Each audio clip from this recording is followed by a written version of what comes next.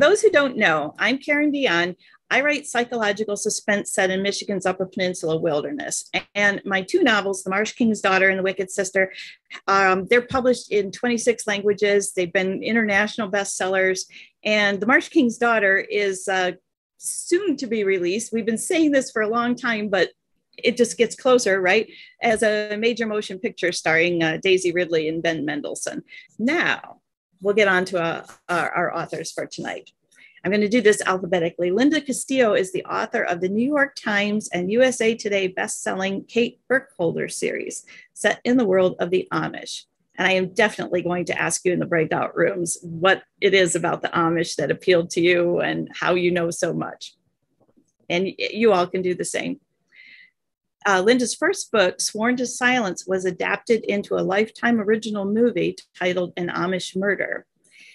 She's the recipient of numerous industry awards, including a nomination by the International Thriller Writers for Best Hardcover, the Mystery Writers of America's Sue Grafton Memorial Award, and an appearance on the Boston Globe's shortlist for Best Crime Novel. She lives in Texas with her husband, and her bio says she's currently at work on her next book. I had to smile when I read that because every author is currently at work on their next book, right? We are. Yes. Yes, we are. But the book we're going to talk to you about tonight is The Hidden One. And this is the Kate Burkholder mystery number 14. And it just published July 5. So we're very excited. Yeah, there it is. The Hidden One. Yes. Oh, I can see it. Yeah. Good job. Okay, next up is Kirstin Chen. She's the award-winning best-selling author of 3 novels. Her latest, Counterfeit, has been recommended, you won't believe this list, recommended by Entertainment Weekly, Oprah Daily, Harper's Bazaar, Vogue, Good Housekeeping, Parade, The Millions, Electric Lit, and more. She's also the author of Bury What We Cannot Take and Soy Sauce for Beginners. Born and raised in Singapore, she lives in San Francisco. And Counterfeit is the novel we're talking about tonight. That came out June 7, 2022. So these are all very, very new and recent. So Brian Freeman is a New York Times bestselling author of psychological thrillers sold in 23 languages. He's widely acclaimed for his You Are There settings and his complex, engaging characters and twist-filled plots. Brian's novel Spilled Blood won the award for Best Hardcover Novel in the International Thriller Awards. And as a thriller writer myself, I have to say that's like the highest honor. You know, it's awesome that your book won that award. And his novel, The Deep, Deep Snow, was a finalist for the Edgar Award for Best Paperback Original last year.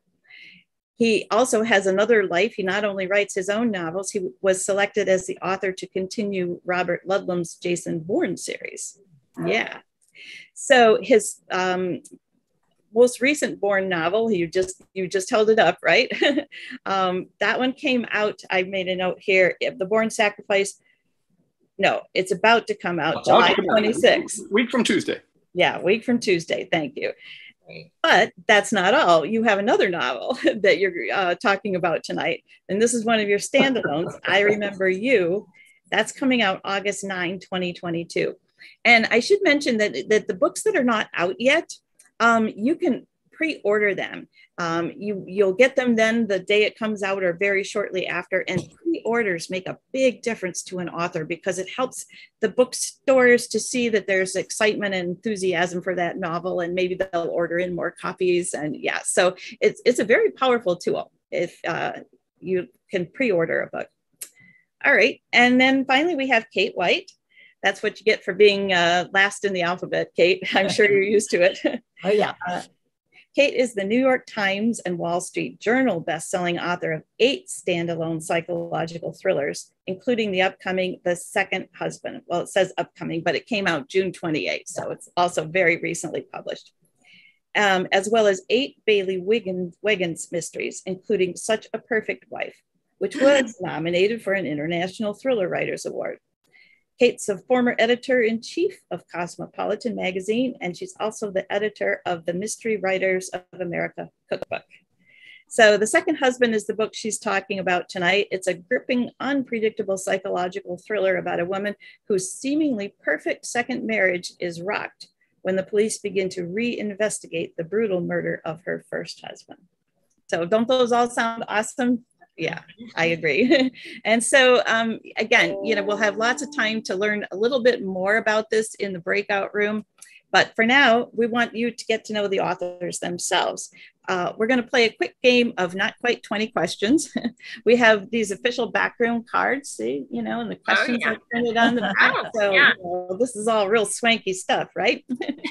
And so the authors do not know what the questions are going to be. So we're really putting them on the spot. I'm going to ask in the order I see. Brian, you're up first. You get the question everybody gets asked. Is your desk messy or tidy? Sadly, it's pretty messy. A lot of stacks, I'm afraid. Yeah. But you know where everything is, right? Well, I claim I do. Then I kind of go peeling through everything to see where it was. So. Yeah. I know that for myself, I tend to accumulate clutter, like not just book related, but things that mean something to me, a memento, a souvenir. Yeah. Is that what a lot of the clutter is? Well, I could say that. I'd probably be lying, but yeah. All right, we got it. Told me that the people who have messy offices are the brilliant people. So I go with that. From that works. Very, very good. I can say that all my stuff is smushed right out of the screen. Of course. Yeah, we're creating fictional worlds here with our Zoom. Yeah. All right, Linda, you're up next. Where do you write? I actually write. My husband and I just moved into our dream home in the Texas Hill Country. I have an office. I love it. I have a view. And so I write there. I'm a morning person, so I tend to write in the morning. But there's a really cool little coffee shop down in a little town of Comfort, Texas, which is just south of us. I'm thinking about going down there just so, I'm thinking there won't be quite so much temptation to do other things. I'll stick to the writing. That's a good idea. It really does work if you can disconnect from your computer and just concentrate on writing. Yeah. Well, your answer ties into Kirstin's question. When do you feel most creative? Oh, I have a whole routine. I am the most rigid person you will ever meet. And I wake up every morning at 6. I do yoga, I meditate. And then right after that, I just go right into writing. I live a monastic life for at least Monday through Friday. All right. Well, it's clearly working for you. So we'll have to give some thought to that. And Kate, what was the title of the first thing you ever wrote? Professionally, it was for Glamour magazine, and it was called Bridesmaids Dresses You Really Will Wear Again. Nice. Very good. Yeah, very useful too. Yeah. So, but any memories of anything from childhood when you were a little kid and just scribbling around? Well, the funny thing is, I wrote a story when I was in second grade that was not what the teacher told us to do. And mine was about my grandfather. I think it was my grandfather took me to see the ducks. And the teacher had me come up and read it to the rest of the class, and then she hung it up. So I always feel that's the moment I decided, wow, this is pretty exciting. You not only get to be creative, but you get some praise with it too. That's awesome. That's very good. Cool. Good teacher. Good teacher. Yeah, no kidding. That's great. Brian, what was your favorite book as a child? Oh, my favorite book as a child. That's a good one. I was always a big fan of Alfred Hitchcock and the Three Investigators and Jupiter Jones and those folks. I'm trying to think of what my favorite adult book was, and scarily enough, it was kind of a horror story. I think it was called When Michael Calls, and they made it into a TV movie of the week, and it was just creepy as hell. So things were a little weird even back then. So yeah, you're not the first thriller author to have been like reading above their age level inappropriate material. So maybe that's a prerequisite. I don't know. Yeah. Linda, what scares you the most? I have to tell you what scares me most. I was 24 years old. Moved, I'm a farm girl, moved into the big city in Dayton, Ohio for for my job, my first really, big professional job. And I happened to be reading Stephen King's Pet Sematary. I have to tell you, I was terrified. I loved being terrified. It was kind of a weird love-hate thing.